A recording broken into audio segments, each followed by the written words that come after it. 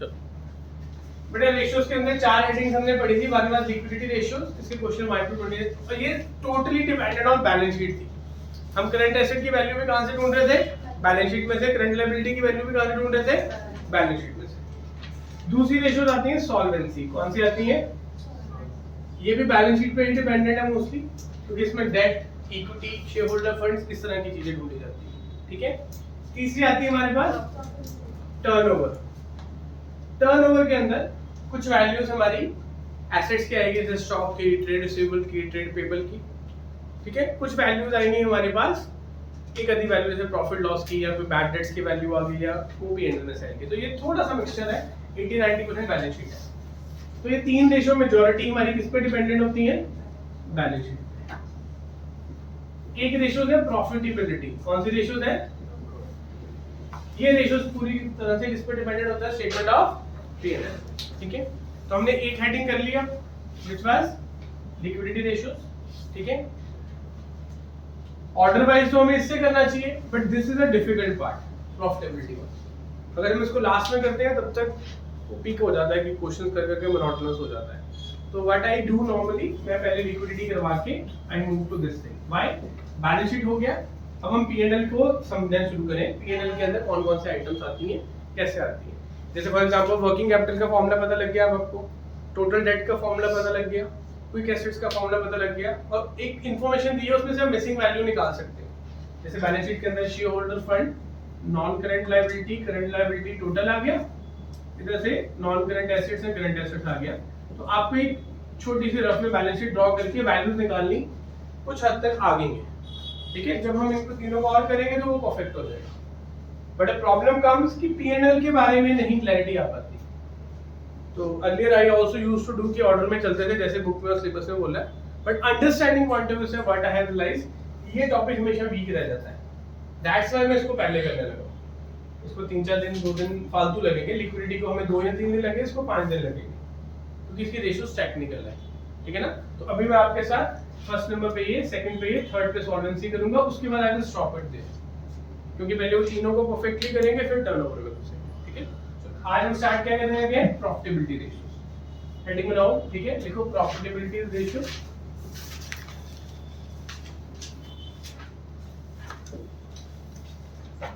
देखो profitability ratios helps us, profitability ratios helps us, theory copy साथ रखो बेटा। ठीक है। Profitability ratios helps us to calculate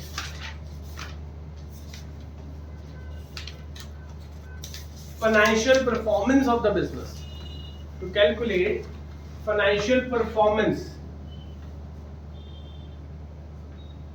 As we all know, majority of business का objective क्या होता है? To earn profit.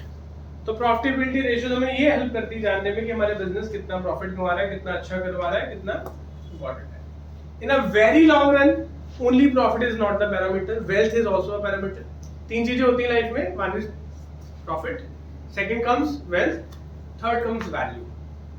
जिन लोगों के पास पहले बिजनेस में प्रॉफिट नहीं होता, पहले उनको प्रॉफिट कमाना चाहिए, फिर प्रॉफिट कमाने के बाद उनको वेल्थ की तरफ जाना चाहिए, और जो वेल्थ भी कमा लेते हैं then they shift to value system. ठीक है ना। अब प्रॉफिट कितना निकला, कम निकला, ज्यादा निकला, कौन सा प्रॉफिट निकला?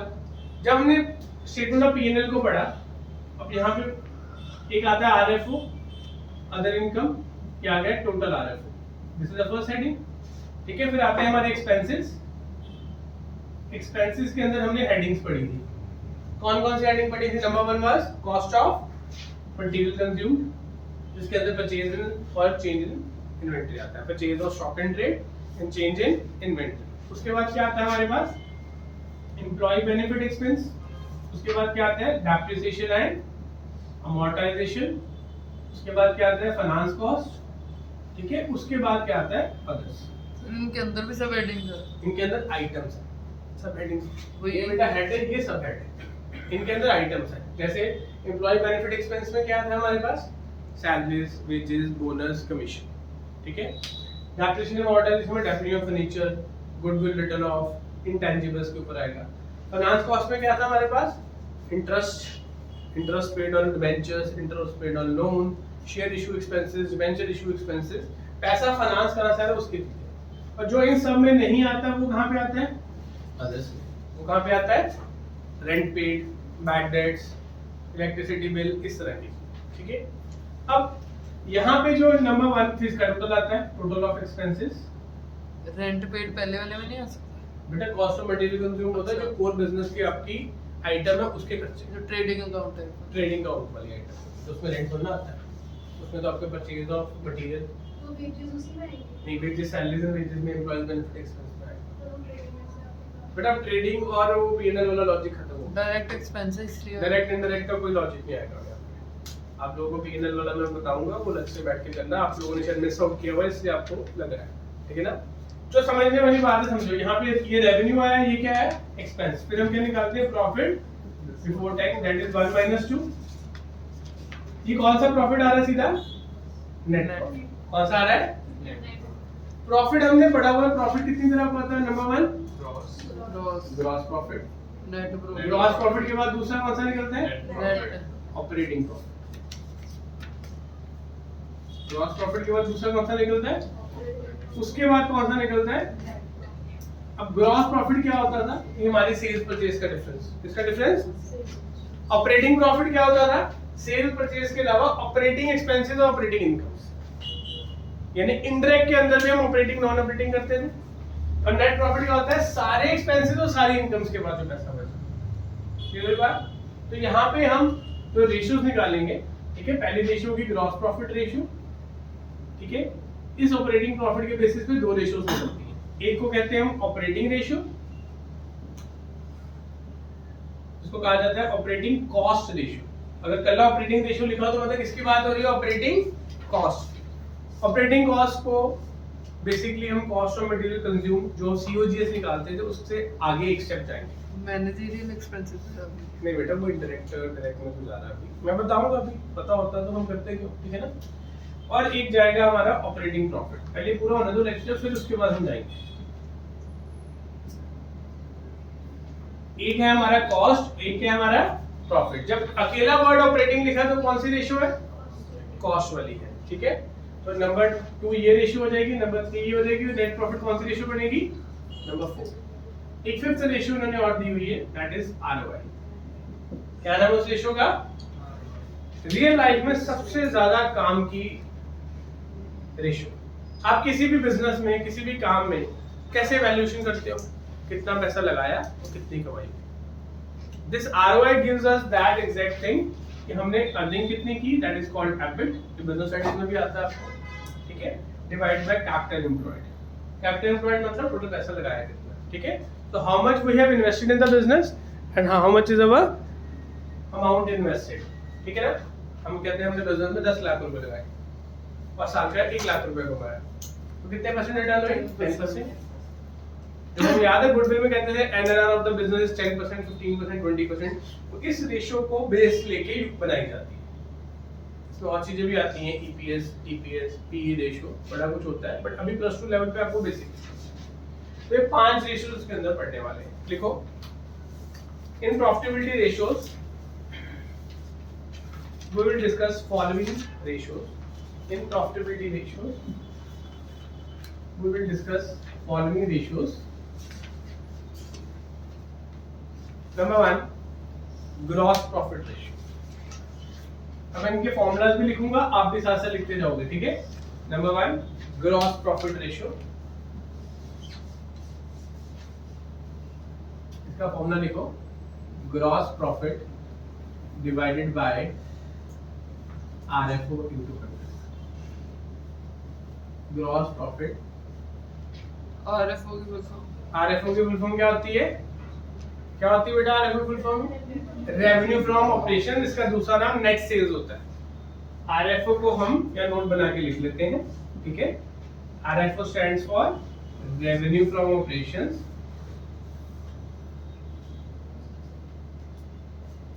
और इसका दूसरा नाम क्या होता है? Net sales. क्या नाम होता है इसका? Net sales. ठीक है,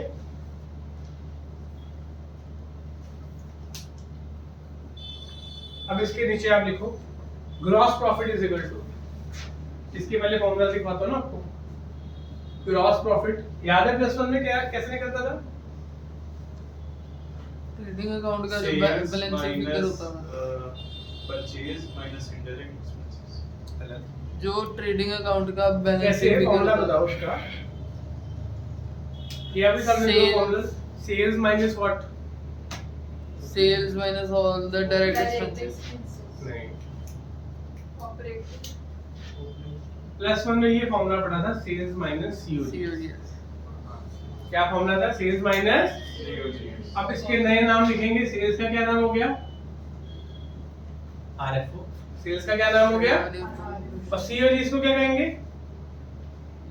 gross profit. Cost of, gross profit तो निकाल रहे हैं बेटा, material consume.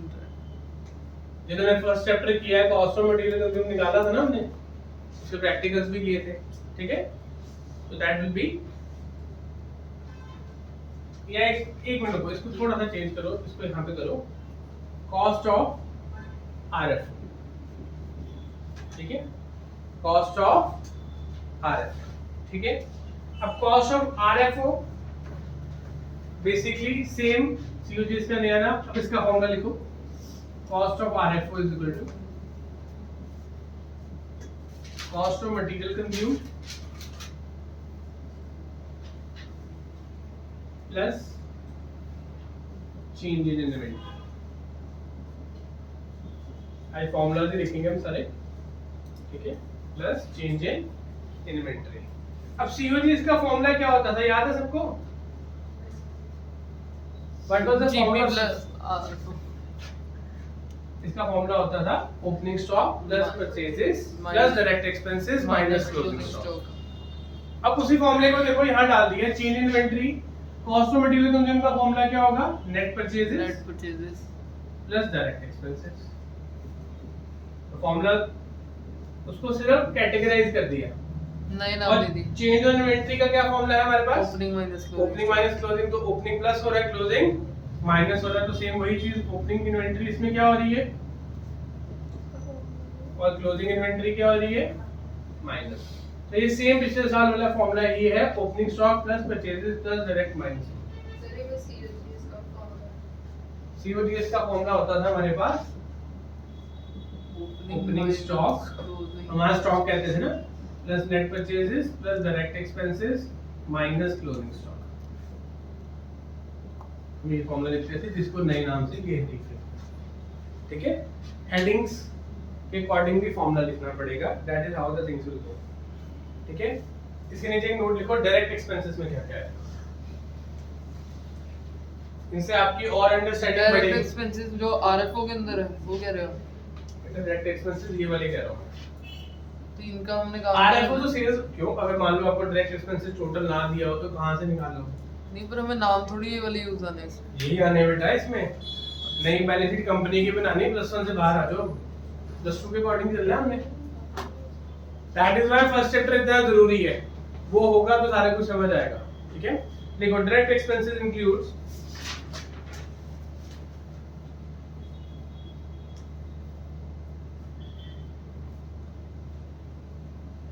Employ benefit expenses, benefit expenses जैसे कि वेजेस, एग्जांपल लिख लो, क्या लिखोगे? वेजेस। सैलरीज क्यों आएंगी? सैलरीज इनडायरेक्ट होता था ना, ठीक है ना? तो एम्प्लॉय बेनिफिट एक्सपेंसेस में से आप कौन सी चीज लोगे? वेजेस लोगे, plus from other expenses, other expenses में से कौन से लेंगे? कैरेज इनवर्ट एग्जांपल के लिए, ठीक है? कैरेज इनवर्ट, कॉमा, फ्यूल, ऑक्ट्रा, ये सब चीजें होती थी, तो एक दो नाम लिख लो। तो यहाँ तो एम्प्लॉय बेनिफिट एक्सपेंसेस में से ढूंढोगे, उसके नोट्स में से, या तो अदर एक्सपेंसेस में से ढूंढोगे, ठीक है?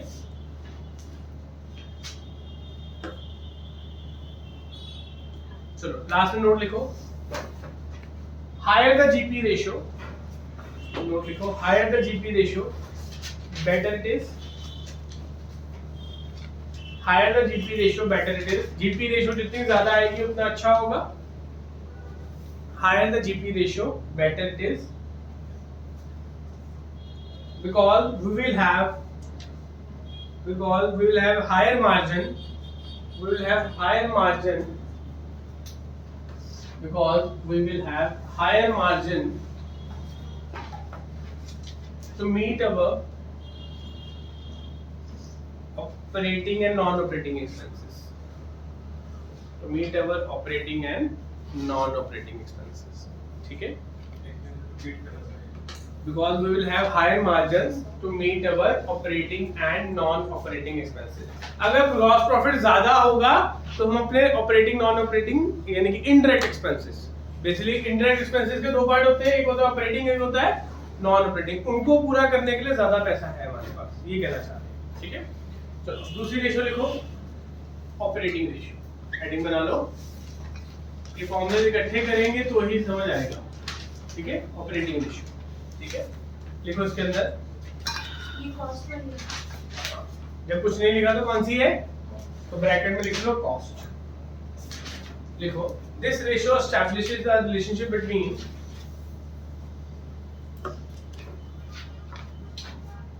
this ratio establishes the relationship between operating cost and RFO.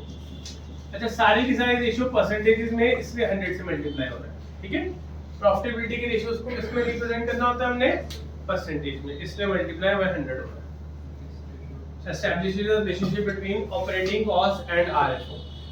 बेटा जैसे लिक्विडिटी रेशियो में हमारा बेस क्या था, करंट लायबिलिटी. यहाँ पे हमारा बेस क्या रहने वाला है, RF. क्या रहने वाला है, RF. तो यहाँ पे एक फॉर्मूला हम सीखेंगे ऑपरेटिंग कॉस्ट का. इसका फॉर्मूला सीखेंगे कॉस्ट ऑफ सेल्स. याद है +1 में वो होती है ऑपरेटिंग कॉस्ट. ठीक है ना, उसमें से डिराइव होती है बेसिकली ऑपरेटिंग कॉस्ट. ठीक है, देखो it includes those expenses. It includes those expenses which are incurred on operating activities of the business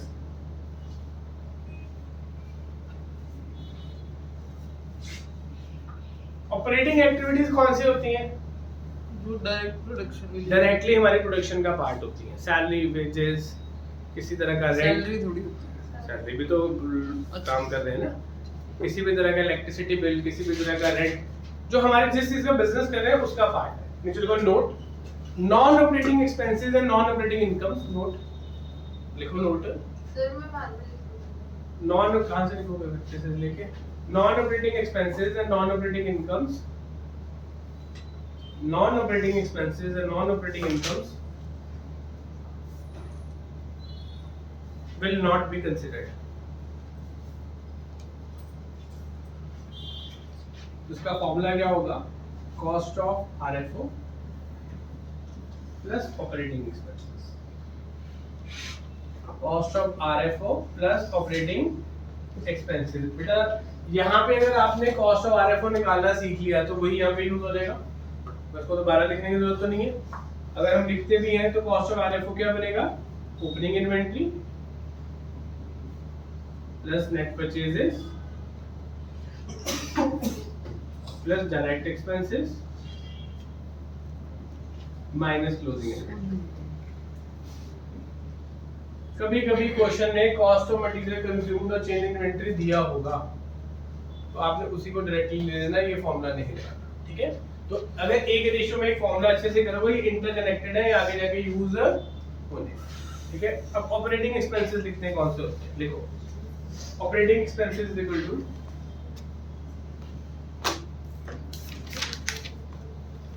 हमें नई वाली P&L स्टेटमेंट की है, हेड्स के अकॉर्डिंग बता रहा हूँ. एम्प्लॉय बेनिफिट एक्सपेंसेस सारा का सारा, क्योंकि उसमें डायरेक्ट भी आ जाएगा और इनडायरेक्ट भी आ जाएगा. ठीक है, प्लस फिक्स एसेट्स के ऊपर जो भी और इंटेंजिबल्स के depreciation and amortisation. Depreciation and amortisation ये दोनों तो पूरे पूरे आएंगे. तीसरा आएगा हमारे पास अदर एक्सपेंसेस में से सिर्फ ऑपरेटिंग आइटम्स. तो अदर एक्सपेंसेस में से हमें ढूंढना पड़ेगा. अदर एक्सपेंसेस में से रेंट होगा, इलेक्ट्रिसिटी होगा, वो ऑपरेटिंग होगा. ठीक है ना, पर स्टेशनरी है वो डायरेक्ट है, इनडायरेक्ट है, ऑपरेटिंग है, नॉन ऑपरेटिंग है, बिजनेस स्टडी करेगा. ठीक है ना, तो ये हमें ऑपरेटिंग नॉन ऑपरेटिंग कैसे डिफरेंशिएट करेंगे। बेटा नॉन ऑपरेटिंग होता है जो हमारी प्रोडक्शन को और हमारे काम को इफेक्ट नहीं कर रहे, ठीक है ना। आपके लिए ऑपरेटिंग हो गया। यार हम जिस बिजनेस की बुक्स बनाएंगे हम उसके हिसाब से देखेंगे, हम जिस बिजनेस की बुक्स होंगे उसके हिसाब से देखेंगे, ठीक है ना। ये तुम्हें पहले ना फर्स्ट चैप्टर करना ही पड़ेगा, फिर ही क्लियर हो पाएगा, तब तक क्लियर नहीं हो पाएगा, ठीक है। चलो इसके बाद आगे लिखो। पहले रेशियो समझ लगी जीपी। जीपी में सबसे इंपॉर्टेंट फॉर्मूला नया कौन सा है, कॉस्ट ऑफ आरएफओ। तो जो इंपॉर्टेंट चीजें हैं मैं उसको साइड पे लिख दे, बाद में लिख दूंगा इकट्ठा। दूसरा फॉर्मूला कौन सा है आपका, ऑपरेटिंग कॉस्ट। चलो तीसरी रेशियो लिखो, ऑपरेटिंग प्रॉफिट रेशियो।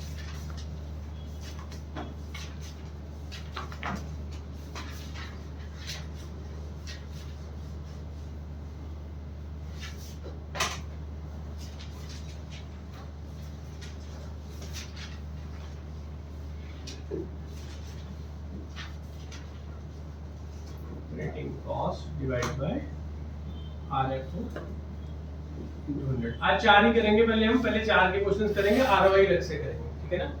तीसरी है ऑपरेटिंग प्रॉफिट रेशियो। देखो this ratio establishes the relationship between, देखो third heading operating profit ratio. This ratio establishes a relationship between operating profit, वहां पे ऑपरेटिंग कॉस्ट था, यहाँ पे आ जाएगा ऑपरेटिंग प्रॉफिट डिवाइडेड बाय क्या बेस है हमारा, आरएफ। तो बेटा पहला प्रॉफिट ग्रॉस प्रॉफिट था, दूसरा प्रॉफिट कौन सा था, ऑपरेटिंग प्रॉफिट, ठीक है ना। हमेशा अगर प्लस वन को एक मिनट याद भी कर लेते हैं, चलो देख लेते हैं।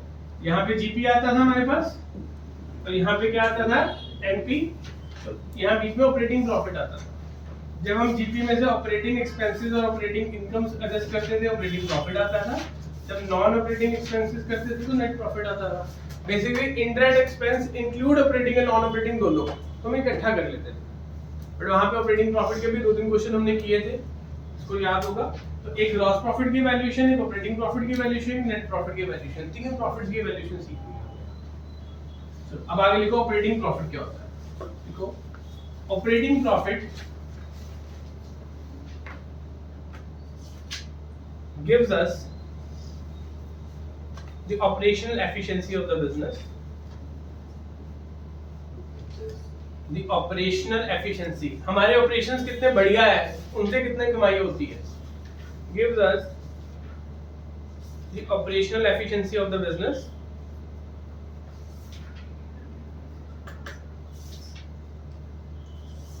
जैसे देखो मेरे पास एक बिल्डिंग है, वहाँ फैक्ट्री चल रही है, एक फ्लोर खाली है, मैंने रेंट पे दे दिया, तो वो इनकम है कि नहीं है, और वो ऑपरेटिंग है कि नॉन ऑपरेटिंग है, नॉन ऑपरेटिंग है। तो इसका मतलब जौन सी चीजें हमारी प्रोडक्शन और हमारे बिजनेस के उस कोर काम में कंट्रीब्यूट नहीं कर रही, वो सारी नॉन ऑपरेटिंग होंगी, बाकी सबकी सब क्या होंगी, नॉन ऑपरेटिंग और ऑपरेटिंग, ठीक है। देखो आगे non operating expenses and incomes, note number 2, non operating expenses and incomes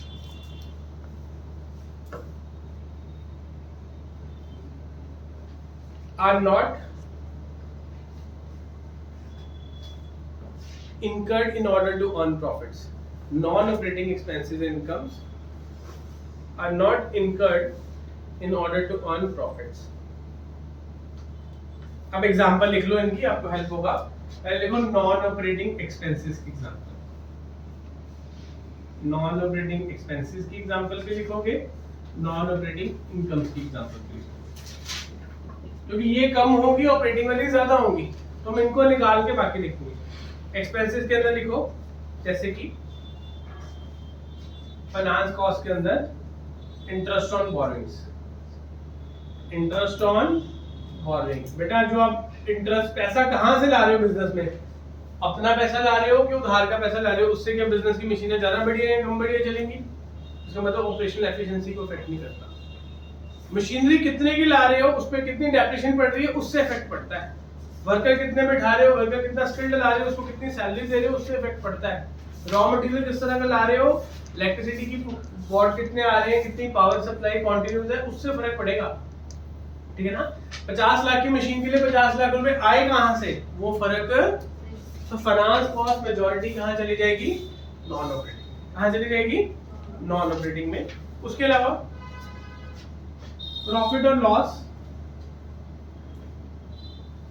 on sale of fixed asset.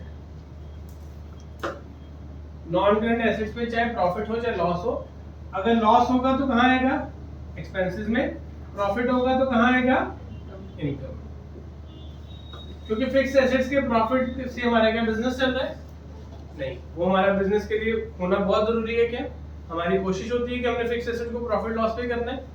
Intention है कि अगर प्रॉफिट बिक जाए तो अच्छी बात है, वो तो हर चीज की होगी, पर हम हमारे ऑपरेशन में किसी भी तरह से कंट्रीब्यूट नहीं करते। ठीक है, तो ये दो एग्जांपल इसकी होगी। इसकी एक और एग्जांपल ले लेते हैं। कोई भी received income which is business की नहीं है, जैसे कि rent received, interest received and dividend received. ये तीनों चीजें जो है, ये आगे जाके रेशियो में भी सेम लॉजिक काम आएगा। वहां पे भी हमारी एक्टिविटीज क्लासिफाई होंगी एज ऑपरेटिंग, नॉन ऑपरेटिंग, और नॉन ऑपरेटिंग के अंदर क्लासिफाई होगा एज इन्वेस्टिंग और एज फाइनेंसिंग। तो इसकी क्लैरिटी वहां पे भी हेल्प करेगी। आपने कोई शेयर्स ले लिए किसी कंपनी के, डिविडेंड मिले, तो क्या वो डिविडेंड आपके बिजनेस के ऑपरेशंस में काम दे रहा है? नहीं। आपने उधार पे पैसा दिया, क्या इंटरेस्ट मिल रहा है वो काम दे रहा है? नहीं। ठीक है, तो अब ऑपरेटिंग प्रॉफिट का फॉर्मूला देखो। Operating profit is equal to gross profit. ठीक है, operating profit is equal to, पहले सिंपल वाला लिखते हैं, ऐसे करो, आरएफओ माइनस ऑपरेटिंग कॉस्ट। पहले ये फॉर्मूला सिंपल, सबसे बेसिक। तो फिर ऑपरेटिंग कॉस्ट आपने निकालना सीख लिया ना ऊपर, तो अगर ऑपरेटिंग कॉस्ट निकालना आता है तो ये फॉर्मूला में निकल जाएगा। पर some time in question what happens, आपको ना अदर प्रॉफिट दिए होते हैं। अदर प्रॉफिट कौन सा है? ग्रॉस प्रॉफिट, और तो उनसे ऑपरेटिंग प्रॉफिट कैसे निकालना? एन जीपी माइनस एनपी। नहीं, इससे अलग निकालना है, इससे अलग निकालना है। अगर ग्रॉस प्रॉफिट गिवन है तो आपने क्या करना है? ऑपरेटिंग प्रॉफिट निकालना है। अब ग्रॉस प्रॉफिट और ऑपरेटिंग प्रॉफिट में डिफरेंस क्या है? ऑपरेटिंग एक्सपेंसेस क्या होंगे इसके अंदर? माइनस, और ऑपरेटिंग इनकम्स क्या होंगी? Other operating incomes.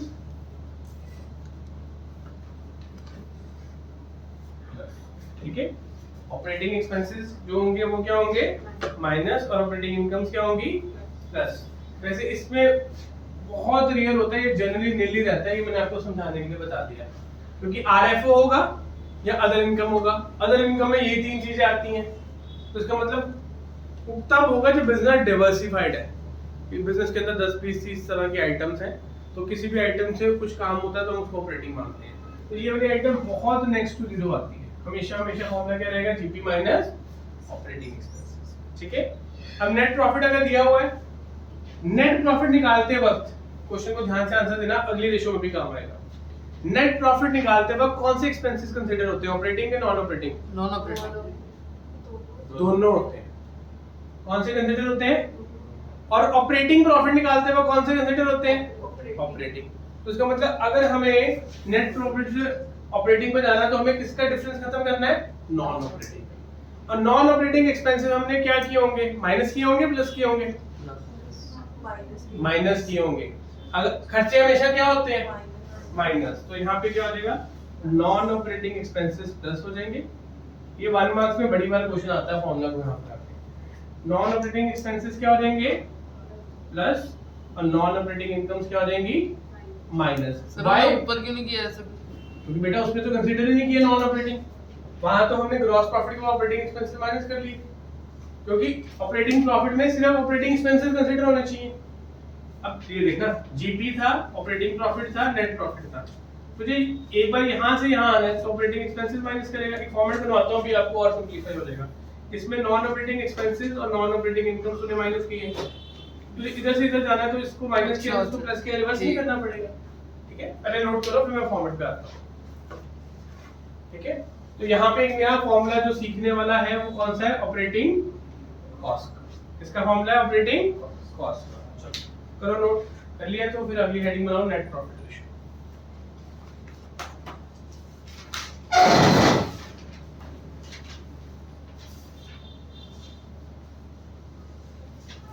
बस 4 रेशियो से बेटा करने थे पूरी। अभी कितनी है? 3। नेट प्रॉफिट रेशियो देखो, it establishes a relationship between net profit and that is earning before taxes, PBT, divided by RFO। After taxes नहीं लेनी कभी भी, बिफोर टैक्सेस लेनी है। फॉर्मेट के अकॉर्डिंग कौन सी लेनी है? हमेशा बिफोर टैक्सेस वाली लेनी है, आफ्टर टैक्सेस वाली नहीं लेनी, ठीक है। अब नेट प्रॉफिट का फॉर्मूला लिखेंगे यहाँ पे, तो net profit is equal to RFO minus, ठीक है। कौन से एक्सपेंसेस माइनस होंगे बेटा इसके अंदर? Indirect and direct both. दोनों। ऑपरेटिंग नॉन ऑपरेटिंग दोनों होंगे, तो उन दोनों को कंबाइन करके हम डायरेक्ट और इनडायरेक्ट करते हैं। तो इसका फॉर्मूला होगा RFO minus cost of RFO। ये कौन सा प्रॉफिट आया? RFO minus cost of RFO क्या कौन सा प्रॉफिट आया? ये नॉन ऑपरेटिंग है ना? अभी एक इसी पेज पे पीछे लिखे ना जीपी और ऑपरेटिंग, देखो किसका फॉर्मूला है। RFO में से जब कॉस्ट ऑफ RFO जाता है तो क्या आता है? जीपी आता है यहाँ से।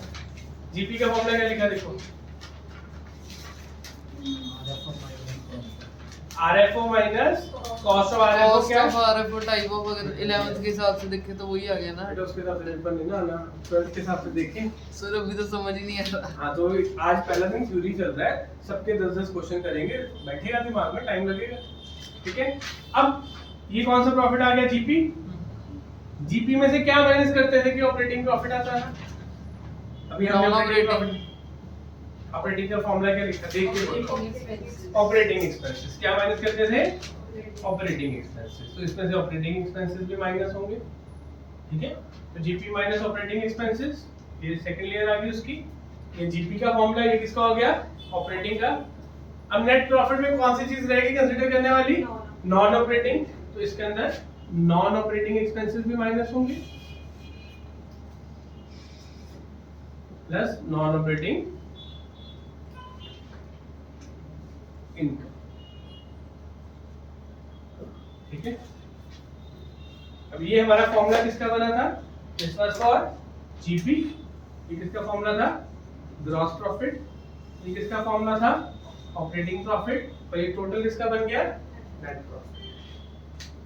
तो ये तीनों डिपेंडेंट है आपस में, ठीक है ना। ये पहले जीपी निकला, ये वाला जीपी निकला, हाँ जी। जो जीपी निकला उसमें से ऑपरेटिंग एक्सपेंसेस अगर तूने माइनस कर दिए यहाँ तक, चल इधर यहाँ के से लेकर यहाँ तक, हाँ जी। तो ये क्या बन गया? Operating profit. और अगर तुमने सारा एंड तक कर दिया तो क्या बन गया? नेट। Non net profit. ये जो आपने साइड पे छोटा टेबल बनवाया था ये वही वाला। वही बनाने दूंगा इसके बाद, ठीक है ना। और टेबल बनाऊंगा उससे फॉर्मूला बनाना समझ आ जाएगा, ठीक है। नोट कर लो।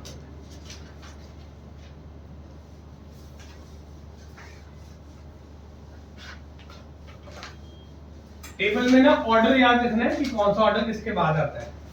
सबसे पहले आपको आती है सेल्स। क्या आती है? सेल्स। तो क्या कहते हैं? RFO। RFO में से क्या माइनस होगा? Cost of RFO। तो RFO में से कॉस्ट ऑफ RFO माइनस हुआ, कौन सा प्रॉफिट आया? सेल्स माइनस COGS, पिछले साल का भी याद रखना, ठीक है। फिर उसके बाद इसमें से क्या माइनस होगा?